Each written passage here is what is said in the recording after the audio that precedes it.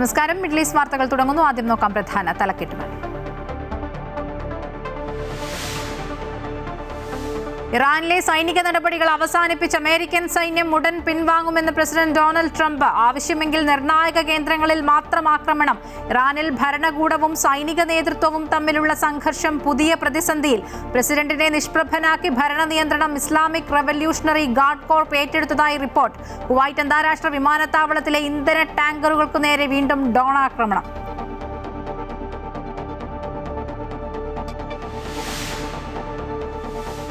J സുധാകരനെ വിമർശിച്ച് മുഖ്യമന്ത്രി. അവസരവാദികൾ കാരണം ഒരു വോട്ട് പോലും കുറയില്ലെന്ന് പിണറായി വിജയൻ. മുഖ്യമന്ത്രിയെ പരിഹസിച്ച ജെ സുധാകരൻ. പുന്നപ്ര വയലാർ സമരകാലത്ത് തെങ്ങിൽ കയറി നടന്നവർ ഇന്ന് വലിയ സ്വാതന്ത്ര്യ സമര സേനാനിയായെന്ന് പരിഹാസം. ചോദ്യങ്ങൾക്ക് മുഖ്യമന്ത്രിക്ക് മറുപടിയില്ലെന്നും ജെ സുധാകരനെതിരായ പ്രസ്താവന ഇരട്ടത്താപ്പെന്നും വി ഡി സതീശൻ. UDF പ്രകടന പത്രിക നാളെ. ശബരിമല വിഷയം വീണ്ടും പ്രചരണായുധമാക്കി BJP കേന്ദ്ര നേതാക്കൾ. തെരഞ്ഞെടുപ്പിൽ അപര സ്ഥാനാർത്ഥികളെ നിർത്തുന്നതിനെതിരെ രൂക്ഷ വിമർശനവുമായി ഹൈക്കോടതി. ജനാധിപത്യത്തെ കൊല ചെയ്യുന്ന നടപടിയെന്ന വിമർശനം. വോട്ടർമാരെ ആശയക്കുഴപ്പത്തിലാക്കുന്ന നീക്കം തടയണമെന്നും കോടതി. തൃപ്പൂണിത്തുറയിലെ NDA സ്ഥാനാർത്ഥി അഞ്ജലി നായരുടെ പേരുമാറ്റം പരിഗണിക്കണമെന്ന് വരണാധികാരിക്ക് കോടതി നിർദ്ദേശം. സുരേഷ് ഗോപിയുടെ ലോക്സഭാ അംഗത്വം റദ്ദാക്കണമെന്ന ഹർജി നിലനിൽക്കുമെന്ന് ഹൈക്കോടതി. സുരേഷ് ഗോപിയുടെ ഉപഹർജി തള്ളി. മതചിഹ്നം ഉപയോഗിച്ച് തെരഞ്ഞെടുപ്പ് പ്രചാരണം നടത്തിയെന്ന ഹർജിയിൽ വിചാരണ നേരിടണം. പേരാമ്പ്രയിൽ LDF വർഗീയ പ്രചരണം നടത്തുന്നുവെന്നും തെരഞ്ഞെടുപ്പ് കമ്മീഷനും DGPക്കും പരാതി നൽകി സ്ഥാനാർത്ഥി ഫാത്തിമ തഹ്ലിയ. തൃശൂർ മുൻ മേയർ MK വർഗീസ് വീണ്ടും കോൺഗ്രസിലേക്ക്. കടുത്ത പ്രതിഷേധങ്ങൾക്കിടെ പാർലമെന്റിൽ വിദേശ സംഭാവന നിയന്ത്രണ നിയമ ഭേദഗതി ബിൽ അവതരണം മാറ്റി കേന്ദ്ര സർക്കാർ. ലോക്സഭ പരിഗണിക്കുക അടുത്ത സമ്മേളനത്തിൽ. പാർലമെന്റിനകത്തും പുറത്തും പ്രതിപക്ഷ പ്രതിഷേധം.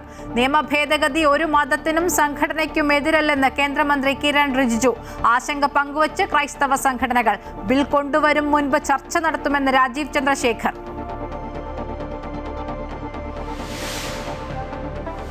ലൈംഗികാതിക്രമ കേസിൽ സംവിധായകൻ രഞ്ജിത്ത് റിമാൻഡിൽ. എറണാകുളം സബ് ജയിലിൽ തുടരും. ശനിയാഴ്ച നേരിട്ട് കോടതിയിൽ ഹാജരാക്കും. പോലീസിന്റെ കസ്റ്റഡി അപേക്ഷയും ജാമ്യാപേക്ഷയും അന്ന് പരിഗണിക്കും. പരാതി വ്യാജമെന്ന് രഞ്ജിത്ത്. സർക്കാർ അതിജീവിതയ്ക്കൊപ്പമെന്ന് മന്ത്രി സജി ചെറിയാൻ. രഞ്ജിത്തിനെ സംഘടനയിൽ നിന്ന് മാറ്റി നിർത്തുമെന്ന് ഫെഫ്ക.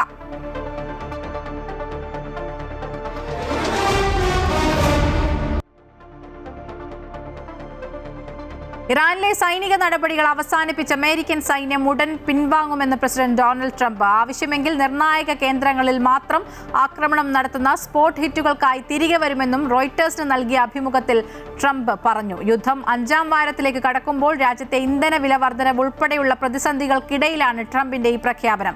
ഇറാൻ ഇനി ഒരിക്കലും അണുവായുധം നിർമ്മിക്കാൻ കഴിയാത്ത വിധം അവരുടെ ശേഷി തകർത്തതായും പരമോന്നത നേതാവ് അലി ഖമനേയിയുടെ മരണത്തിന് പിന്നാലെ അധികാരത്തിൽ വന്ന പുതിയ നേതൃത്വവും കരാറിലെത്താൻ സാധിക്കുമെന്നാണ് പ്രതീക്ഷയെന്നും ട്രംപ് പറഞ്ഞു. അതേസമയം ഇറാൻ വിഷയത്തിൽ അമേരിക്കയെ പിന്തുണയ്ക്കാത്ത നാറ്റോ സഖ്യത്തോടുള്ള കടുത്ത അതൃപ്തിയും പ്രസിഡന്റ് പ്രകടിപ്പിച്ചു.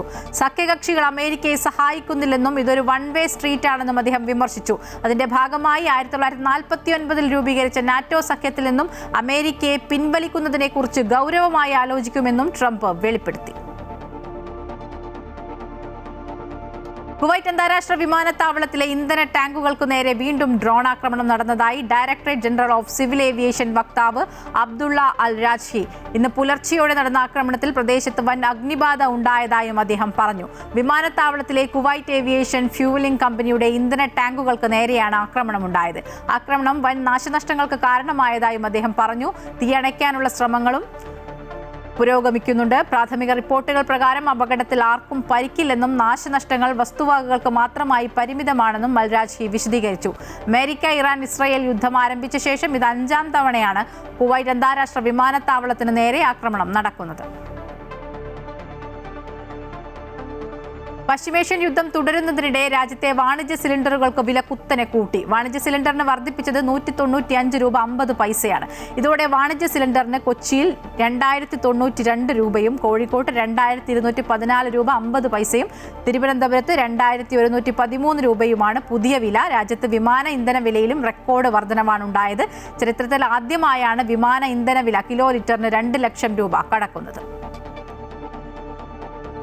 രാജ്യാന്തര തലത്തിൽ ഇന്ധനവില കുതിച്ചുയർന്നതോടെയാണ് വാണിജ്യ സിലിണ്ടറുകളുടെ വില കൂട്ടിയത്. 195 രൂപ 50 പൈസയാണ് കൂടിയത്. വാണിജ്യ സിലിണ്ടറിന് കൊച്ചിയിൽ 2092 രൂപയും കോഴിക്കോട് 2214 രൂപയും തിരുവനന്തപുരത്ത് 2113 രൂപയുമാണ് പുതിയ വില. കഴിഞ്ഞ മാസവും വാണിജ്യ സിലിണ്ടറിന്റെ വില കൂട്ടിയിരുന്നു. വാണിജ്യ സിലിണ്ടറുകളുടെ വിതരണം ഇനിയും സാധാരണ നിലയിലായിട്ടില്ലാത്തതിനാൽ കേരളത്തിൽ 50% ഹോട്ടലുകളും അടഞ്ഞുകിടക്കുകയാണ്. പാചകവാതക സിലിണ്ടറിന്റെ വില വർദ്ധിപ്പിച്ചിട്ടില്ല. മാർച്ച് 1-ന് 114 രൂപ 50 പൈസ വർദ്ധിപ്പിച്ചിരുന്നു. Indian oil corporation, Bharat petroleum, Hindustan petroleum എന്നിവ രാജ്യാന്തര നിരക്ക് അനുസരിച്ച് എല്ലാ മാസവും വില നിരക്ക് പുതുക്കാറുണ്ട്. പശ്ചിമേഷ്യൻ യുദ്ധം ആരംഭിച്ചതിന് പിന്നാലെ ഇന്ധനവിലയിൽ 50% വർധനയാണ് ഉണ്ടായത്. ഹോർമുസ് കടലിടുക്ക് ഏറെക്കുറെ അടഞ്ഞതോടെ ഇന്ധന നീക്കത്തിൽ വൻ പ്രതിസന്ധിയാണ് നേരിടുന്നത്.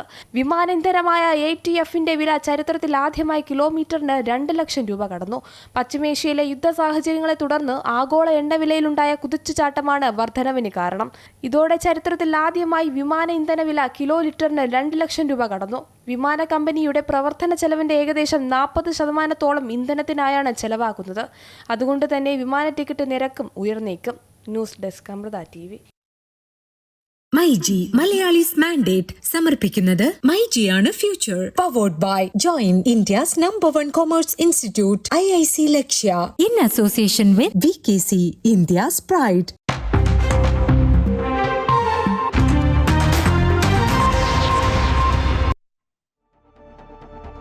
ജി സുധാകരന്റെ സ്ഥാനാർത്ഥിത്വം ആലപ്പുഴയിൽ LDFന് തിരിച്ചടിയാകില്ല എന്ന് മുഖ്യമന്ത്രി പിണറായി വിജയൻ. അമ്പലപ്പുഴയിൽ സലാം വിജയിക്കുമെന്നും സുധാകരൻ കോൺഗ്രസിന്റെ ആളാണ് എന്ന് തെളിയിക്കാൻ എന്തും വിളിച്ചു പറയുകയാണെന്നും പിണറായി വിജയൻ പറഞ്ഞു.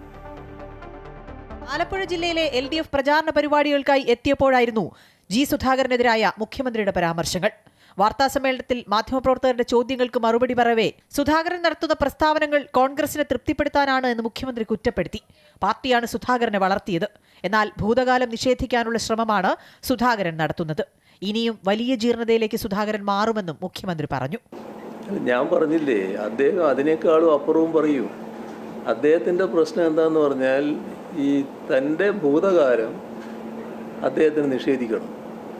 അപ്പോൾ ഭൂതകാലത്തെ ഏതെല്ലാം തരത്തിൽ ഇപ്പം ചേർന്നവർക്ക് അനുകൂലമാക്കി മാറ്റാൻ കഴിയുമോ അതിനു വേണ്ടിയുള്ള ശ്രമം അദ്ദേഹം നടത്തും. അതിന് CPIMനെയും CPIMൻ്റെ പ്രധാനികളെയും നല്ല നിലക്ക് ആക്രമിക്കാൻ അദ്ദേഹം തുനിയും. അതിൻ്റെ ഭാഗമാണ്. ജില്ലയിലെയും സംസ്ഥാനത്തെയും വികസന നേട്ടങ്ങൾ എണ്ണിപ്പറഞ്ഞായിരുന്നു മുഖ്യമന്ത്രിയുടെ വാർത്താ സമ്മേളനം. ആലപ്പുഴയിലേത് രാഷ്ട്രീയമായി പുന്നപ്ര വയലാറിന്റെ മണ്ണാണെന്ന് പറഞ്ഞ മുഖ്യമന്ത്രി LDFനെ തകർക്കാമെന്നത് വ്യാമോഹം മാത്രമാണെന്നും അമ്പലപ്പുഴയിൽ സലാം ജയിക്കുമെന്നും കൂട്ടിച്ചേർത്തു. LDFനെ പരാജയപ്പെടുത്താൻ UDF BJPയെ കൂട്ടുപിടിക്കുന്നു. ആലപ്പുഴയിലെ ജനങ്ങളുടെ പാർട്ടി കൂറ് വളരെ വലുതാണ്. ആളച്ചാരി നിൽക്കുന്ന പ്രവർത്തകരല്ല ആലപ്പുഴയിലേതെന്നും മുഖ്യമന്ത്രി പറഞ്ഞു. അമൃത ന്യൂസ്, ആലപ്പുഴ. വഞ്ചകരെ അമ്പലപ്പുഴ ഒരിക്കലും പ്രോത്സാഹിപ്പിച്ചിട്ടില്ലെന്ന് ജി സുധാകരന്റെ പേര് പറയാതെ മുഖ്യമന്ത്രിയുടെ വിമർശനം. അവസരവാദികൾ ചരിത്രത്തിന്റെ ചെളിക്കുണ്ടിൽ വീഴും. വഞ്ചന കാണിച്ചവരെ പ്രോത്സാഹിപ്പിക്കുന്ന ചരിത്രമല്ല അമ്പലപ്പുഴയ്ക്കുള്ളതെന്നും പിണറായി വിജയൻ പറഞ്ഞു. ഏറ്റവും പ്രകടിതമായ അവസരവാദ നിലപാടിൻ്റെ ഒരു UDF പ്രതീകമായി ഇപ്പോൾ അമ്പലപ്പുഴ മണ്ഡലം മാറിയിരിക്കുകയാണ്. ഇതിലൂടെ LDFനെ പരാജയപ്പെടുത്താനാകുമോ എന്നാണ് പരീക്ഷിക്കുന്നത്. പക്ഷേ അമ്പലപ്പുഴയെയും ആലപ്പുഴ ജില്ലയെയും കുറച്ച് കാണുന്നു എന്നാണ് തോന്നുന്നത്. മുഖ്യമന്ത്രിയെ പരിഹസിച്ച് ജി സുധാകരൻ തെങ്ങിൽ കയറി നടന്നവനെന്നാണ് പരിഹാസം. സുധാകരനെതിരെ മുഖ്യമന്ത്രി പിണറായി വിജയൻ നടത്തിയ പരാമർശങ്ങൾക്ക് മറുപടിയായിട്ടാണ് പൊതുയോഗത്തിൽ സുധാകരൻ മുഖ്യമന്ത്രിയെ പരിഹസിച്ചത്.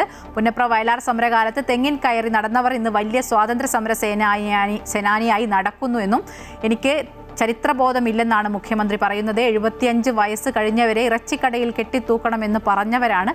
ചരിത്രം പഠിക്കേണ്ടത് പിണറായിക്ക് വയസ്സായില്ലേ എന്നും ജി സുധാകരൻ ചോദിച്ചു. നമ്മൾ കാണുന്ന ഭരണം അതൊന്നുമല്ല.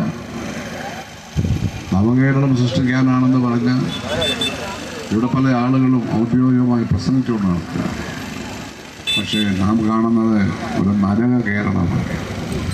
നേരത്തെ കേരളത്തിലുണ്ടായിരുന്ന സവിശേഷതകൾ പലതും താറുമാറായിപ്പോയി. ഒരു നരക കേരളം പോലെയാണ്. ഡൊമസ്റ്റിക് വയലൻസ് ഏറ്റവും കൂടുതൽ കൂടിയിരിക്കുകയാണ്. ജി സുധാകരനെതിരെ മുഖ്യമന്ത്രി വില കുറഞ്ഞ പ്രതികരണമാണ് നടത്തിയതെന്ന് പ്രതിപക്ഷ നേതാവ് വി ഡി സതീശൻ. CPM വിട്ടുവരുന്നവർക്ക് UDF പിന്തുണ നൽകാൻ പാടില്ല. കോൺഗ്രസോ ലീഗോ വിട്ടുവരുന്നവർക്ക് CPM പിന്തുണ നൽകും. എന്തൊരു ഇരട്ടത്താപ്പാണ് മുഖ്യമന്ത്രിക്കെന്ന് വി ഡി സതീശൻ ചോദിച്ചു. എന്തൊരു ഇരട്ടത്താപ്പാണ് ഈ മുഖ്യമന്ത്രിക്ക്, എന്തൊരു ഇരട്ടത്താപ്പാണ്. ലീഗ് വിട്ടുവന്ന ജലീലിനെ സ്ഥാനാർത്ഥിയാക്കിയില്ലേ CPM ഇല്ലേ? അബ്ദുൾ റഹ്മാൻ കോൺഗ്രസ് വിട്ടുപോയ ആളെ CPM സ്ഥാനാർത്ഥിയാക്കിയില്ലേ? എത്ര പേര് എവിടെയെല്ലാം ആക്കി, എത്ര ആളുകളാക്കി. ലീഗ് വിട്ടുവന്ന മുസ്തഫയെ പെരിന്തൽമണ്ണയിൽ സ്ഥാനാർത്ഥിയാക്കിയില്ലേ? മാത്രമല്ല, ഇദ്ദേഹത്തോട് എങ്ങനെയാണ് സംവാദം നടത്തുന്നത്? ഫേസ്ബുക്കിൽ ചോദിക്കുന്ന ചോദ്യത്തിന് മറുപടിയില്ലല്ലോ. അദ്ദേഹം കേരളത്തെ പിന്നോട്ടടിച്ച UDFന്റെ ആ ഇരുണ്ട കാലം തിരികെ വരരുതെന്ന് മുഖ്യമന്ത്രി പിണറായി വിജയന്റെ ഫേസ്ബുക്ക് പോസ്റ്റ്. വാക്കുപാലിക്കാത്തവരെ തുറന്നുകാട്ടാൻ ഇതിലും നല്ലൊരു ദിവസം വേറെയുണ്ടോ എന്നും മുഖ്യമന്ത്രി. ഉമ്മൻചാണ്ടി സർക്കാരിന്റെ കാലത്ത് നടക്കാതെ പോയ പദ്ധതികളും പ്രഖ്യാപനങ്ങളും ഉൾക്കൊള്ളിച്ചുകൊണ്ടുള്ള പട്ടിക സഹിതമാണ് മുഖ്യമന്ത്രിയുടെ ഫേസ്ബുക്ക് പോസ്റ്റ്. ശബരിമല സ്വർണ്ണക്കൊള്ള CBIയെ കൊണ്ട് അന്വേഷിപ്പിക്കുമെന്ന് കേന്ദ്ര പ്രതിരോധ മന്ത്രി രാജ്നാഥ് സിംഗ്. യൂദാസ് യേശുവിനെ ഒറ്റിയത് വെള്ളിക്കാശിനാണ്. അതുപോലെ കേരള സർക്കാർ സ്വർണത്തിന് വേണ്ടി അയ്യപ്പനെ മറയാക്കി. മുനമ്പം ഭൂമി LDFും UDFും രാഷ്ട്രീയ വിഷയമാക്കിയെന്നും രാജ്നാഥ് സിംഗ് ആരോപിച്ചു. इस बात पर लड़ते हैं किसे जनता का ज्यादा वोट मिलेगा, लेकिन जब ये सत्ता में आते हैं तब कंपटीशन ये होता है कि ज्यादा करप्शन कौन करेगा. इसलिए मैं कहता हूं LDF और UDF एक ही हैं और भ्रष्टाचार के मामले में ये जनता को लूटने के मामले में और तुष्टीकरण यानी अपीजमेंट के मामले में भी एक ही है. केरल പ്രധാനമന്ത്രി നരേന്ദ്രമോദി നാളെ കേരളത്തിലെ 4 ലക്ഷത്തോളം പേരുമായി ഓഡിയോ ബ്രിഡ്ജിലൂടെ സംവദിക്കും. വൈകിട്ട് 4:30 പരിപാടി. തിരഞ്ഞെടുക്കപ്പെട്ട ആളുകളുടെ ചോദ്യങ്ങൾക്കും പ്രധാനമന്ത്രി മറുപടി നൽകും. യുവാക്കൾ, വനിതകൾ, പട്ടികജാതി പട്ടികവർഗ വിഭാഗത്തിൽ നിന്നുള്ളവർ, കർഷകർ, വിദ്യാർത്ഥികൾ എന്നിവരുമായാണ് പ്രധാനമന്ത്രി സംവദിക്കുക. വികസിത കേരളത്തിനായുള്ള ആശയങ്ങൾ പങ്കുവയ്ക്കാൻ കേരളത്തിലെ ജനങ്ങൾക്ക് ലഭിക്കുന്ന അവസരമാണിതെന്നും എല്ലാവരും പരിപാടിയിൽ പങ്കുചേരണമെന്നും BJP സംസ്ഥാന അധ്യക്ഷൻ രാജീവ് ചന്ദ്രശേഖർ പറഞ്ഞു. അപര സ്ഥാനാർത്ഥികൾക്കെതിരെ ഹൈക്കോടതി. അപരന്മാർ ജനാധിപത്യത്തെ കശാപ്പു ചെയ്യുന്നുവെന്ന് കോടതി. വോട്ടർമാരിൽ ഇത് ആശയക്കുഴപ്പമുണ്ടാക്കുന്നുണ്ടെന്നും കോടതി ചൂണ്ടിക്കാട്ടി. തൃപ്പൂണിത്തുറ NDA സ്ഥാനാർത്ഥിക്ക് അഞ്ജലി PV എന്നതിന് പകരം അഞ്ജലി നായർ എന്ന് വോട്ടിംഗ് മെഷീനിൽ ഉൾപ്പെടുത്തണമെന്നാവശ്യപ്പെട്ട് നൽകിയ ഹർജിയിലാണ് കോടതിയുടെ പരാമർശം. പ്രധാന രാഷ്ട്രീയ പാർട്ടികളുടെ സ്ഥാനാർത്ഥികൾക്ക് അതേ പേരിൽ അപരന്മാർ വരുന്നത് ജനാധിപത്യ സംവിധാനത്തിന് തന്നെ കളങ്കമാണെന്നാണ് ഹൈക്കോടതി ചൂണ്ടിക്കാട്ടിയത്. അപരന്മാർ ജനാധിപത്യ സംവിധാനത്തെ കൊലപ്പെടുത്തുന്നു, യഥാർത്ഥ വോട്ടർമാർക്ക് അപരന്മാർ ആശയക്കുഴപ്പമുണ്ടാക്കുന്നുവെന്നും കോടതി പറഞ്ഞു. അപര സാന്നിധ്യം മൂലം യഥാർത്ഥ ജനവിധി അട്ടിമറിക്കപ്പെടുകയാണെന്നും കോടതി ചൂണ്ടിക്കാട്ടി. അപരന്മാരെ നിയന്ത്രിക്കുവാൻ സംവിധാനം വേണ്ടതാണെന്നും കോടതി പറഞ്ഞു. തൃപ്പൂണിത്തുറ നിയോജക മണ്ഡലത്തിലെ NDA സ്ഥാനാർത്ഥി അഞ്ജലി നായർ നൽകിയ ഹർജി തീർപ്പാക്കിക്കൊണ്ടാണ് കോടതി പരാമർശം. വോട്ടർ പട്ടികയിൽ അഞ്ജലി PV എന്നാണ് പേരെങ്കിലും സിനിമാ താരം എന്ന നിലയിലും പൊതുസമൂഹത്തിലും അഞ്ജലി നായർ എന്നാണ് അറിയപ്പെടുന്നത് എന്ന് ചൂണ്ടിക്കാട്ടി വോട്ടിംഗ് മെഷീനിൽ അഞ്ജലി നായർ എന്ന് പേര് ചേർക്കാൻ സ്ഥാനാർത്ഥി തിരഞ്ഞെടുപ്പ് കമ്മീഷന് അപേക്ഷ നൽകിയിരുന്നു. അപേക്ഷ പരിഗണിക്കാതിരുന്നാൽ തനിക്ക് ലഭിക്കേണ്ട വോട്ട് അപരന് പോകും എന്നതായിരുന്നു അഞ്ജലിയുടെ വാദം. പോസ്റ്ററിലും ഫ്ലെക്സിലുമെല്ലാം അഞ്ജലി നായർ എന്ന് രേഖപ്പെടുത്തി വോട്ടിംഗ് മെഷീനിൽ അഞ്ജലി PV എന്ന് വായിച്ചാൽ വോട്ടർമാർക്കും തെറ്റും. അപേക്ഷ പരിഗണിച്ച് നടപടിയെടുക്കുവാൻ കോടതി തെരഞ്ഞെടുപ്പ് കമ്മീഷന് നിർദ്ദേശം നൽകി. അമൃത ന്യൂസ്, കൊച്ചി. സുരേഷ് ഗോപിയുടെ തൃശൂരിലെ ലോക്സഭാംഗത്വം ചോദ്യം ചെയ്തുള്ള ഹർജി നിലനിൽക്കുമെന്ന് ഹൈക്കോടതി.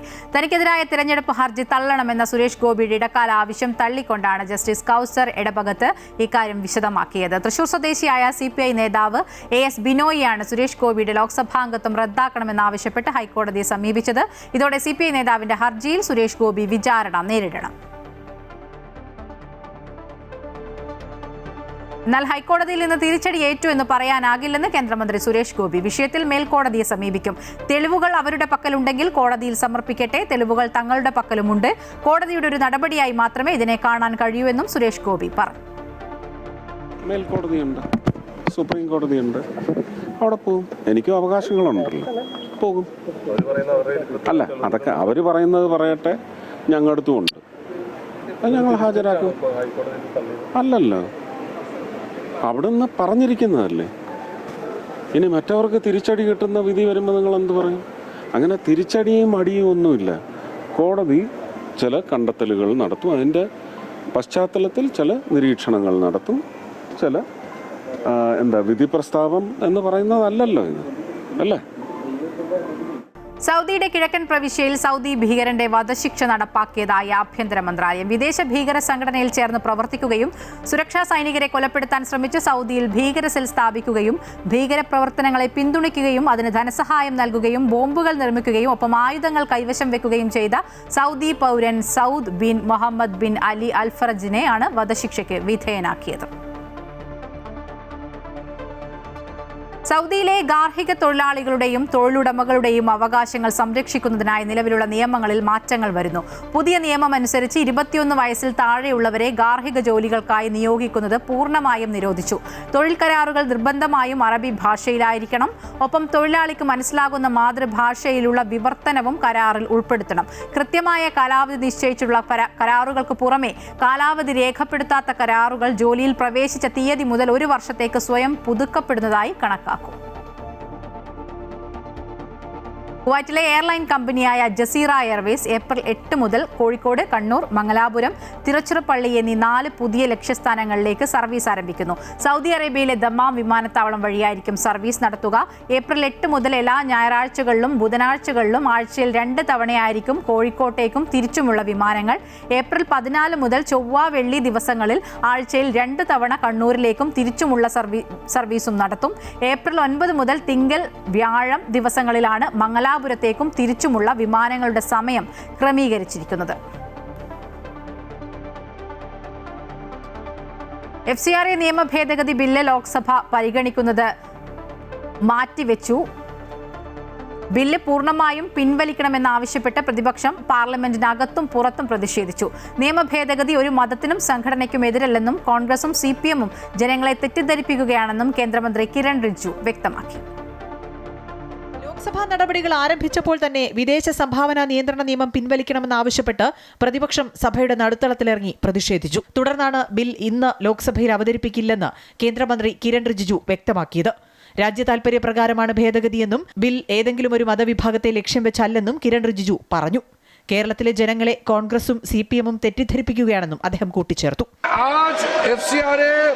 बिल जो लिस्टेड है वो कंसिडरेशन के लिए टेकअप नहीं किया जा रहा है और दूसरी बात FCRA को लेकर के गलत फहमी जो फैलाया गया है केरल में ये ठीक बात नहीं है.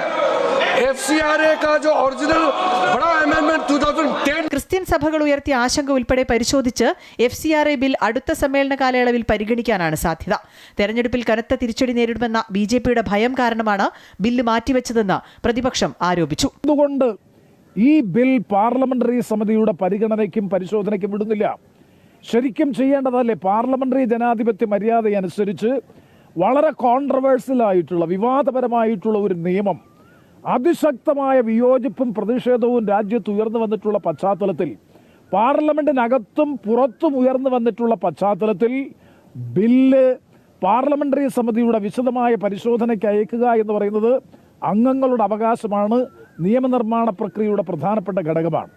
അത് ചെയ്യാതിരിക്കുകയും ബിൽ ചർച്ചയ്ക്കെടുക്കാതെ അടുത്ത സെഷനിലേക്ക് മാറ്റിവെക്കുകയും ചെയ്യുന്ന കേവല നടപടി മാത്രമാണ് ഇന്ന് ഗവൺമെന്റ് ചെയ്യാൻ ഉദ്ദേശിക്കുന്നത്.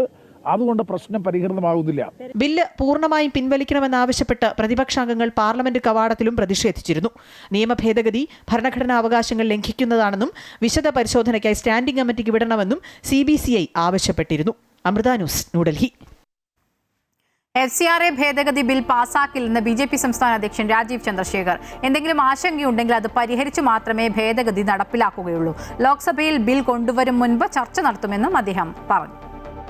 FCRA-നെ കുറിച്ച് പ്രചരണം നടക്കുന്നുണ്ട്, കോൺഗ്രസ്സുകാർ പറയുന്നുണ്ട്, കേരള കോൺഗ്രസ് മാണി പറയുന്നുണ്ട്. അതിലെന്താണ് സത്യം എല്ലാം ചോദിച്ചു. ഞാനത് എക്സ്പ്ലെയിൻ ചെയ്യാൻ ശ്രമിച്ചു. പക്ഷേ ഒരു ഡൗട്ട് ഉണ്ടായിരുന്നു.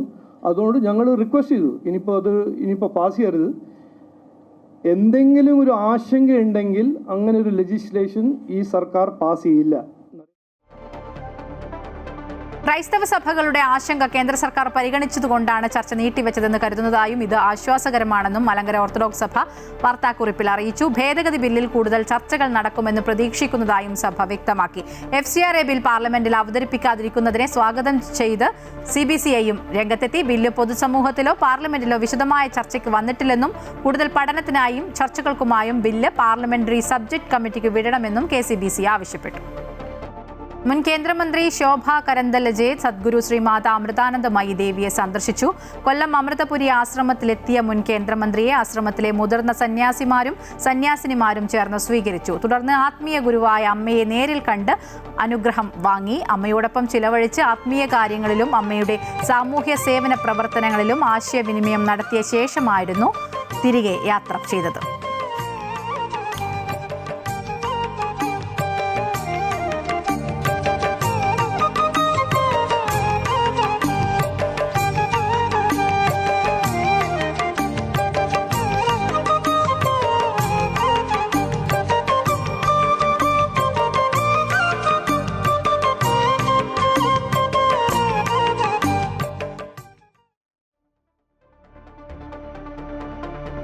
യുവനടിയുടെ പീഡന പരാതിയിൽ അറസ്റ്റിലായ സംവിധായകൻ രഞ്ജിത്ത് ജയിലിൽ തുടരും. ശനിയാഴ്ചയാണ് കസ്റ്റഡി അപേക്ഷ പരിഗണിക്കുന്നത്. ഇന്നലെ തൊടുപുഴയിൽ നിന്ന് അറസ്റ്റ് ചെയ്ത രഞ്ജിത്തിനെ ഇന്ന് രാവിലെയാണ് മജിസ്ട്രേറ്റിന് മുന്നിൽ ഹാജരാക്കിയത്. ഗുരുതര ആരോഗ്യ പ്രശ്നങ്ങളില്ല എന്ന് രാവിലെ ഡോക്ടർമാർ വ്യക്തമാക്കിയതോടെ പ്രതിയെ മജിസ്ട്രേറ്റിന് മുന്നിൽ ഹാജരാക്കി റിമാൻഡ് ചെയ്യുകയായിരുന്നു. ഒരു തെറ്റും ചെയ്തിട്ടില്ലെന്ന് രഞ്ജിത്ത് പ്രതികരിച്ചു. ജനുവരി 30 ഫോർട്ട് കൊച്ചിയിലെ ഷൂട്ടിംഗ് ലൊക്കേഷനിൽ വെച്ചാണ് കേസിനാസ്പദമായ സംഭവം ഉണ്ടായത്. കഴിഞ്ഞ ആഴ്ചയാണ് അതിജീവിത പോലീസിൽ പരാതി നൽകിയത്. പരാതിയിൽ കഴമ്പുണ്ട് എന്ന് മനസ്സിലാക്കിയ പോലീസ് പ്രത്യേക അന്വേഷണ സംഘത്തെ രൂപീകരിച്ചാണ് അന്വേഷണം നടത്തിയത്. കൃത്യമായ തെളിവുകളുടെ അടിസ്ഥാനത്തിലാണ് അറസ്റ്റ് നടന്നതെന്ന് പോലീസ് പറഞ്ഞു. കാരവാനിൽ വെച്ച് മോശമായി പെരുമാറിയെന്നാണ് യുവനടിയുടെ പരാതി. അതിജീവിതയുടെ രഹസ്യമൊഴിയുടെ അടിസ്ഥാനത്തിലാണ് രഞ്ജിത്തിന്റെ അറസ്റ്റിലേക്ക് കടന്നത്. വളരെ ഡിസ്ക്രീറ്റ് ആയിട്ട് നമുക്ക് കുറേ വെരിഫിക്കേഷനും ചെയ്യാനുണ്ടായിരുന്നു. ഏതെങ്കിലും ഒരു ചില ആൾറെഡി നോൺ കേസിലുള്ള ആൾക്കാരുടെ സെലിബ്രിറ്റി ആയതുകൊണ്ട് നമുക്ക് കുറേ വെരിഫിക്കേഷൻ ചെയ്തിട്ട് പിന്നെയാണ് നമ്മൾ മുൻകൂട്ടി പോയത്. But it should not happen to any woman, especially in a workplace, because already 2 case ഉണ്ടായിരുന്നു. ഒന്ന് 377 ആയിരുന്നു, ഒന്ന് 354 ആയിരുന്നു. ആ 2 കേസിലെയും കേസ് അതൊരു റീസണിൽ കോഷായി പോയതാണ്. പ്രിലിമിനറി ആയിട്ട് നമുക്ക് അങ്ങനെ ഒരു അഫൻസ് നടന്നിട്ടുണ്ടോ സ്ഥലമുണ്ടോ അത് കൺഫേം ചെയ്ത് പിന്നെ ഞങ്ങൾ മുൻകൂട്ടി നിൽക്കും. ഞങ്ങളിൽ കേസ് എടുത്ത് ഏകദേശം ഒരാഴ്ച കഴിഞ്ഞിട്ടാണ് നമുക്ക് അടുത്ത ഭാഗത്ത് പോയത്. ഷൂട്ടിംഗ് ഷെഡിൽ നടന്നിട്ടുള്ളതാണ്. ഷൂട്ടിംഗ് ഷെഡിലുള്ള ആൾക്കാർക്ക് എല്ലാം അറിയും. അപ്പം തന്നെ വിക്ടിം കരഞ്ഞുകൊണ്ട് പുറത്ത് വന്ന് അവിടെ ഉള്ള ആൾക്കാരോട് പറഞ്ഞ് അവർ തന്നെ അവരെ സമാധാനപ്പെടുത്തി വിട്ടിട്ടുള്ളതാണ്. വൈദ്യപരിശോധനയ്ക്ക് ശേഷം രഞ്ജിത്തിനെ എറണാകുളം സബ് ജയിലിലേക്ക് മാറ്റി. ലൈംഗികാതിക്രമം, സ്ത്രീത്വത്തെ അപമാനിക്കൽ, ലൈംഗിക ചുവയോടെ സംസാരിക്കൽ, തടഞ്ഞുവെക്കൽ എന്നീ വകുപ്പുകളാണ് രഞ്ജിത്തിനെതിരെ ചുമത്തിയിട്ടുള്ളത്. താൻ തെറ്റ് ചെയ്തിട്ടില്ല എന്ന് രഞ്ജിത്ത് പ്രതികരിച്ചു. കള്ളക്കേസാണോ സാറേ? എന്താ സാറേ ഇത് വ്യാജമായി അങ്ങനെ തകർക്കാൻ വേണ്ടി കൊടുത്തതാണോ?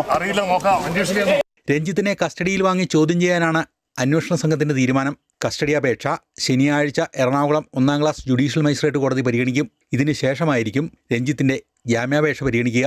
അമൃത ന്യൂസ്, കൊച്ചി. രഞ്ജിത്തിനെതിരായ പരാതി ഗൗരവതരമെന്ന് മന്ത്രി സജി ചെറിയാൻ. ആക്ഷേപം വന്നപ്പോൾ തന്നെ കൃത്യമായ നിലപാടെടുത്തു. തുടർച്ചയായി ഇത്തരം സംഭവം ഉണ്ടാകുന്നത് മ്ലേച്ഛകരമാണ്. സർക്കാർ എന്നും അതിജീവിതയ്ക്കൊപ്പമെന്നും മന്ത്രി പറഞ്ഞു. ലൈംഗിക പീഡന പരാതി ഉയർന്ന സാഹചര്യത്തിൽ രഞ്ജിത്തിനെ സംഘടനയിൽ നിന്ന് മാറ്റി നിർത്തുമെന്ന് FEFKA general secretary B Unnikrishnan. ഇത് സംബന്ധിച്ച നിർദ്ദേശം ഡയറക്ടേഴ്സ് യൂണിയനും റൈറ്റേഴ്സ് യൂണിയനും നൽകിയതായി ബി ഉണ്ണികൃഷ്ണൻ പറഞ്ഞു. മറ്റ് നടപടികൾ അടിയന്തര എക്സിക്യൂട്ടീവ് കമ്മിറ്റി ചേർന്ന് തീരുമാനിക്കും. ICCക്ക് പരാതി ലഭിച്ചിട്ടില്ലെന്നും ഈ കാര്യം പരിശോധിച്ച് ഉറപ്പുവരുത്തിയിട്ടുണ്ടെന്നും ബി ഉണ്ണികൃഷ്ണൻ വ്യക്തമാക്കി.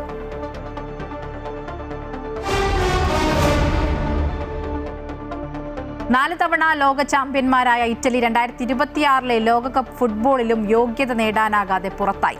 നിർണായകമായ പ്ലേ ഓഫ് ഫൈനലിൽ ബോസ്നിയ ഹെർസഗോവിനയോട് ആണ് പരാജയപ്പെട്ടത്. നിശ്ചിത സമയത്തും അധിക സമയത്തും ഇരു ടീമുകളും സമനില പാലിച്ചതോടെ മത്സരം പെനാൽറ്റി ഷൂട്ടൌട്ടിലേക്ക് നീങ്ങി. പെനാൽറ്റി ഷൂട്ടൌട്ടിൽ 4-1 ബോസ്നിയ ഇറ്റലിയെ പരാജയപ്പെടുത്തിയത്. ഇതോടെ തുടർച്ചയായി 3 ലോകകപ്പുകൾ നഷ്ടപ്പെടുന്ന ആദ്യ മുൻ ചാമ്പ്യന്മാരായി ഇറ്റലി മാറി. ഇതോടെ മിഡിൽ ഈസ്റ്റ് വാർത്തകൾ പൂർണ്ണമാവുകയാണ്. കൂടുതൽ വാർത്തകൾക്കായി അമൃത ന്യൂസ് യൂട്യൂബ് ചാനൽ കാണുക.